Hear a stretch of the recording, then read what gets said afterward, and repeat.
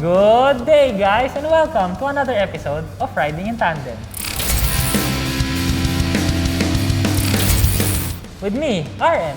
And me, Elaine. At sa episode na to, ang i-review namin ang Suzuki Espresso. Pero hindi ito yun Ayun! Pero bago tayo magsimula, magpasalamat muna tayo sa Suzuki Taytay ANC Group. Andito si Sir Joel at si Ma'am Hana. Hi mga katandem, ako si Joel Behar, branch head ng Suzuki Auto Taytay. At ako naman po si Hana Cristina na Sales Manager ng Suzuki Auto Taytay na isa sa mga branches ng ANC Plus Group of Companies. At ito rin po ang ibang branches ng Suzuki ANC Plus Group. At welcome po kayo bumisita sa amin from 8 a.m. to 5 p.m. Sigurado pong mapapalo ang safety protocols ng IATF. Like and share our official Facebook page, Suzuki Auto Taytay. At kung interesado kayong bumili ng kahit anong Suzuki na sasakyan, I-click nyo lang yung link na nasa description sa baba.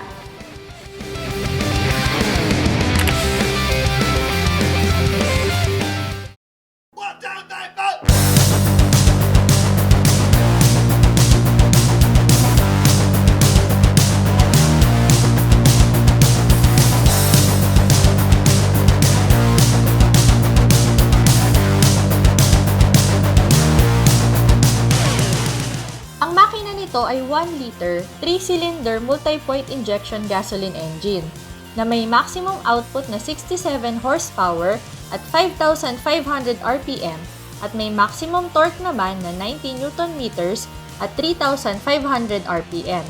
Mated ito sa 5-speed manual transmission. Kagaya ng espresso na kape. Maliit lang to pero ang lakas ng tama sa akin. Ang saya niya rin tingnan, di ba? Lalo na yung kulay na to. Sizzling orange. Funky, shocking, and head-turner talaga. Ang laki ng matte black ng bumper niya. Chunky, mas nagmukhang rugged tingnan. Given na mataas na yung ground clearance niya. Pero dahil dito, mas nagmukha pa siyang mas mataas. Wala itong fog lamps.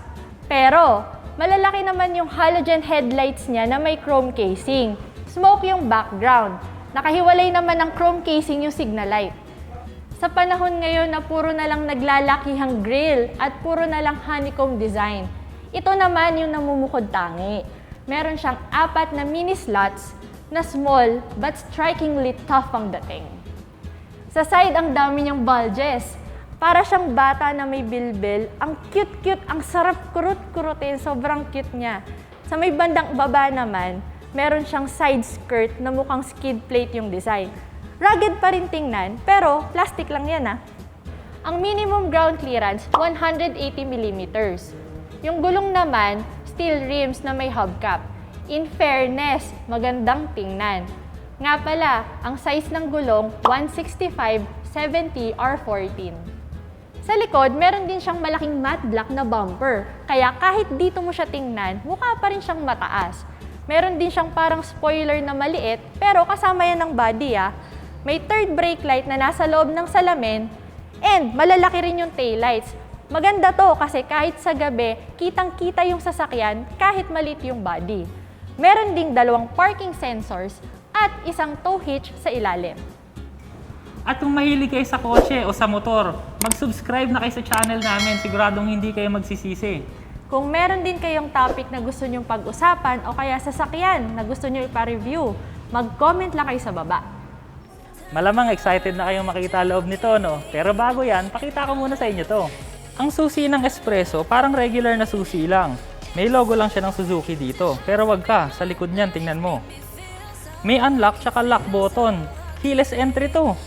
O tara na, pasok tayo. Oh, sige na, kayo na.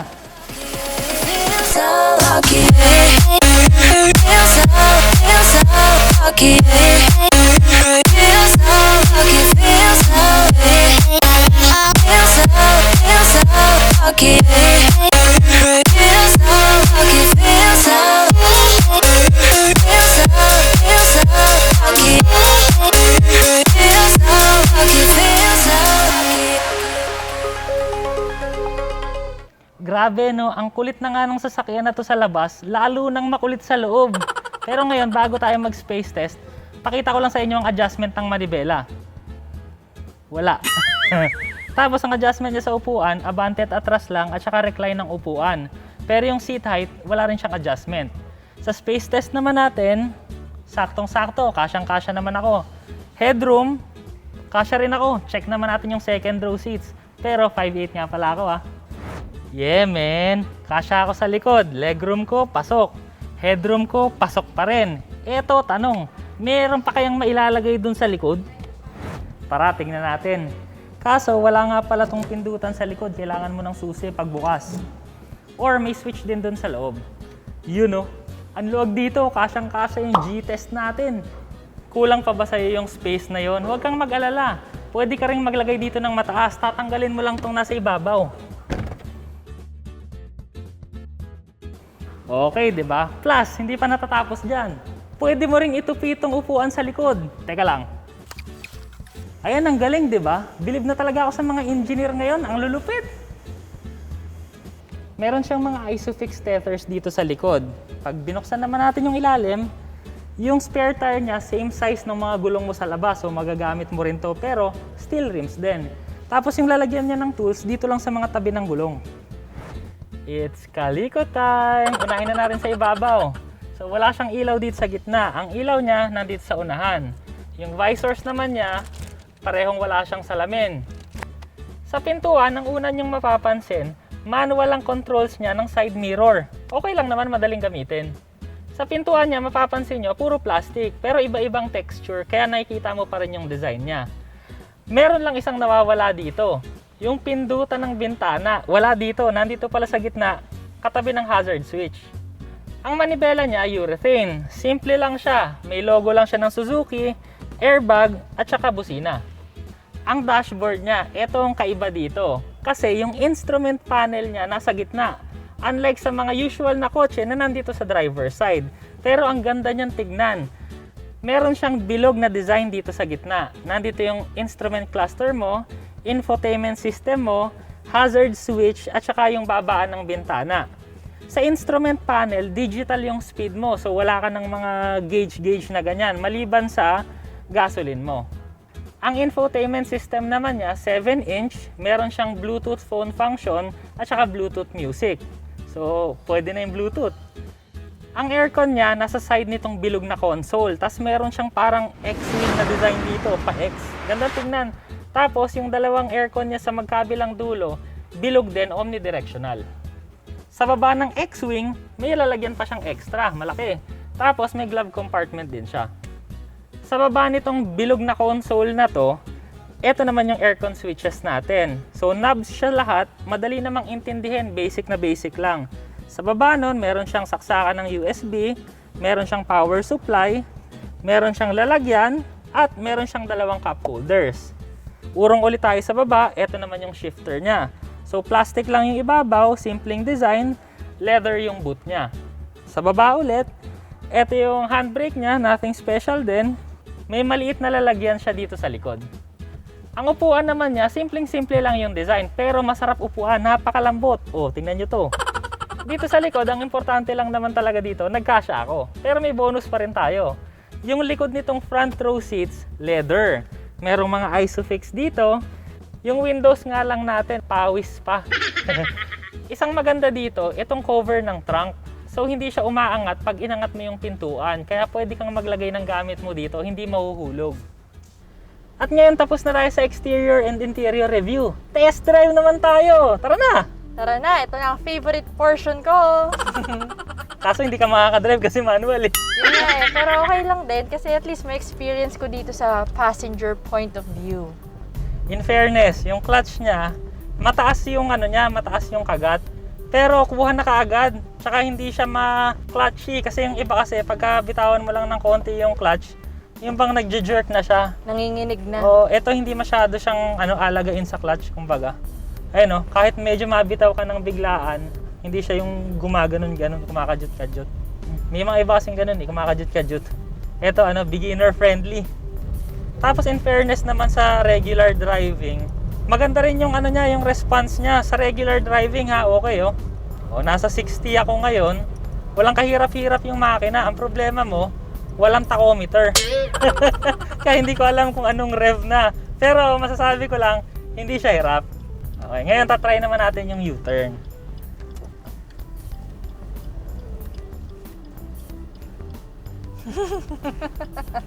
Ano pa nga ba? Katitingnan nito eh. Pag malaki pa, ewan ko na lang. So, okay. Maliit lang yung turning radius niya. Ngayon, kita nyo naman siguro, ang luwag-luwag ng kalsada, di ba? Tingnan naman natin kung medyo hataw natin ng konti.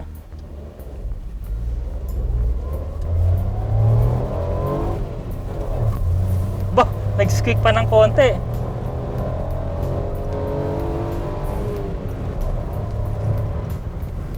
In fairness ha, may lakas din to. Pero hindi sobrang tulin. Pero okay na. In fairness ha.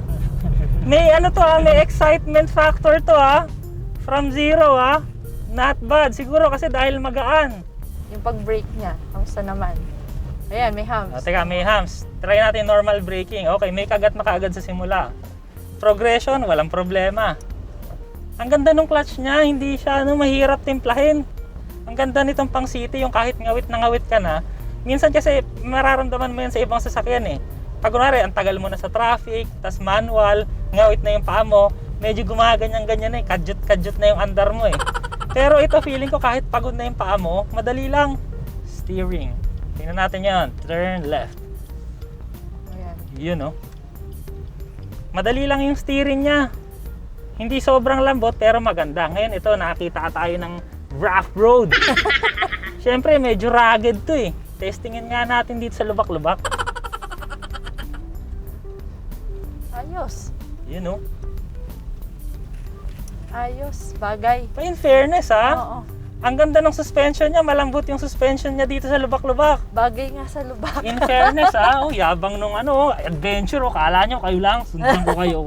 Pero in fairness, ang ganda ng suspension niya dito sa lubak-lubak. Hindi jarring. Ayan, ang lalaki ng butas nito ha. Oh. In fairness ha, ang kulit. Oo. Fun to fun. Ang kulit para laruan. Para laruan ng off-road. Ang kulit to. Dito tayo sa lubak-lubak. Oh, dahil nga mataas yung ground clearance nito, okay din oh, hindi sumasayad.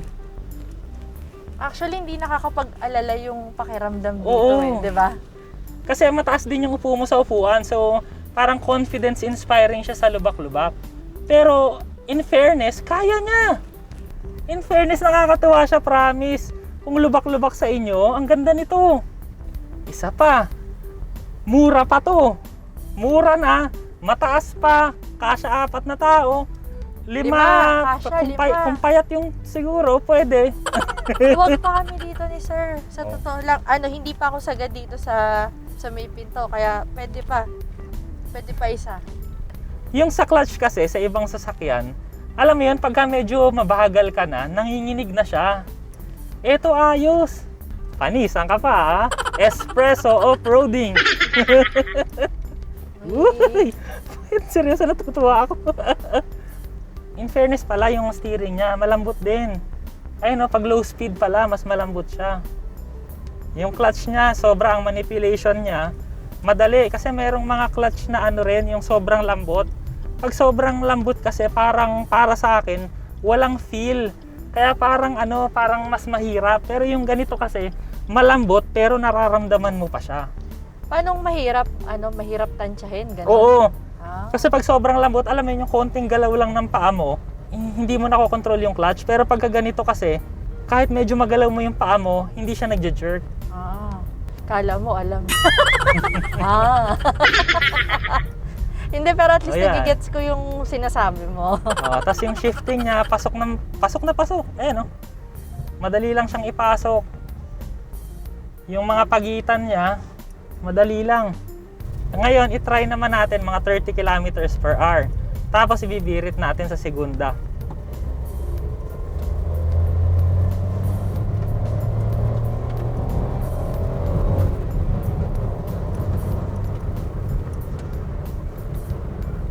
Pipigain mo lang siya. Pero may ibibilis din. Yon. Nakakatawa, nag-squeak siya. Parang ano no? Racing, ganun. Nakakatuwa talaga tong kotse na to. Fun! Kasi nakakadagdag din siguro yung yung tunog ng makina sa sa nakakatuwa. Yun, nakakatuwa yung tunog ng makina niya. Kasi yun nga lang pagka medyo yung road noise, medyo rinig mo siya, tapos yung engine noise, pagka dinadrive mo, medyo rinig mo rin siya.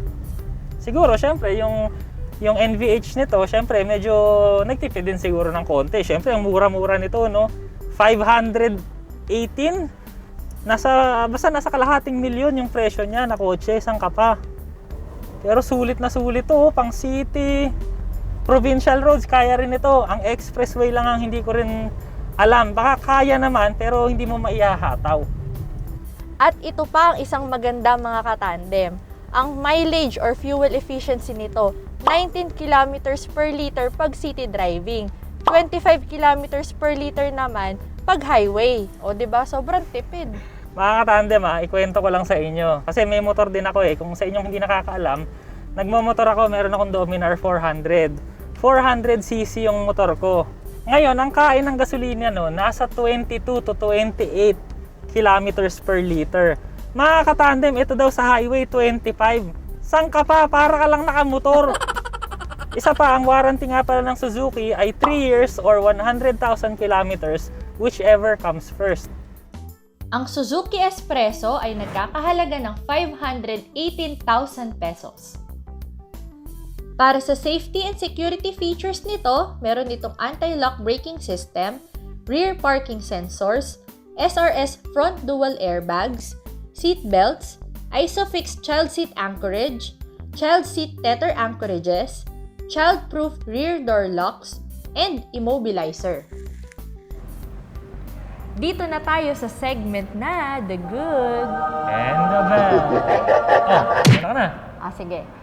Unang bad na nakita ko, sana power windows lahat. Pero sa totoo lang, sa presyo niya, hindi mo na rin naman mairereklamo yun.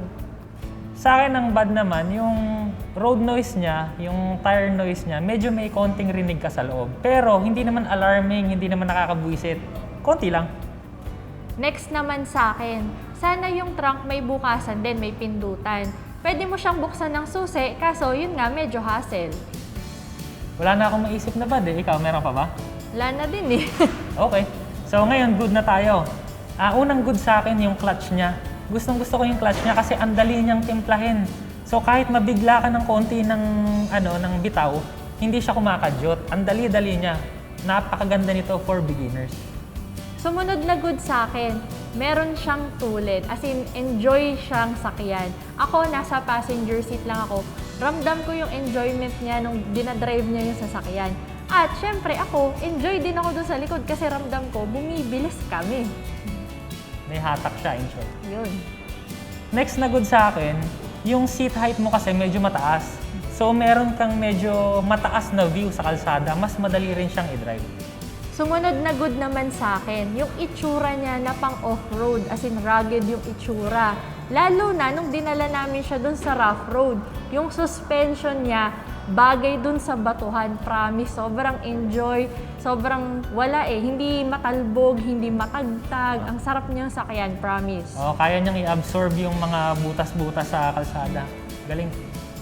Next naman sa akin yung steering niya, malambot, madaling dalhin to sa city. Isabay ko na dito yung turning radius niya. Siyempre, expected, napakaliit. Kaya napakaliit din ang turning radius. Ayos, ang daling gamitin. Ayun na naman ako, ayos, ang daling gamitin. Ikaw? Isang good pa na nakita ko dito, pero ito, subjective lang naman. Yung sizzling orange na kulay niya, kung gusto mo talaga ng head turner na sasakyan, iba yung design, iba yung kulay, nagpa-pop ka dun sa kalsada. Well, kumuha ka ng ganito. Next naman sa akin yung space.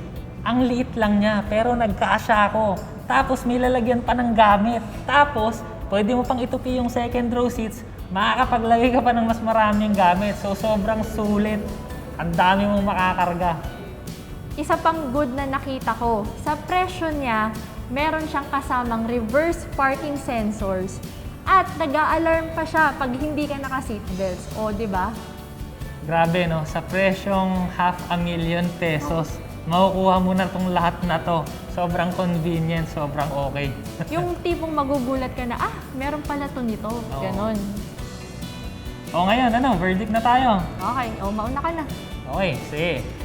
Sa akin, ang verdict ko dito, sasakyan na wala ka nang hahanapin pa, mag-i-enjoy ka pa. Pwede sa baha, pwede sa lubak-lubak, mataas, maliit siya, madaling iparada, spacious sa loob, wala na akong masabi. Basta fun, affordable, and exciting car. Ikaw? Okay. Sa akin naman, kung gusto mo ng kunyari, first car mo, gusto mo yung may excitement, madaling i-drive, maluwag, newbie friendly, ito ang car na para sa'yo. Lalo na kung yung lugar nyo, merong mga off-road, pero meron din kalsada, masarap siyang dalhin either way. Ganun siya kaganda. Plus, mura pa. Hindi ka mamumroblema sa mga pyesa. So, para sa mga baguhang driver dyan na gustong sumaya at gusto na merong excitement talaga ang pagbili nila ng sasakyan, bagay ito sa inyo. Ang saya talaga nitong sasakyan na to. Kaya kung ako sa inyo, i-test drive nyo na lang din para malaman nyo kung gaano kasayang i-drive to. Sana may natutunan ulit kayo. Maraming salamat sa panonood. Next video na!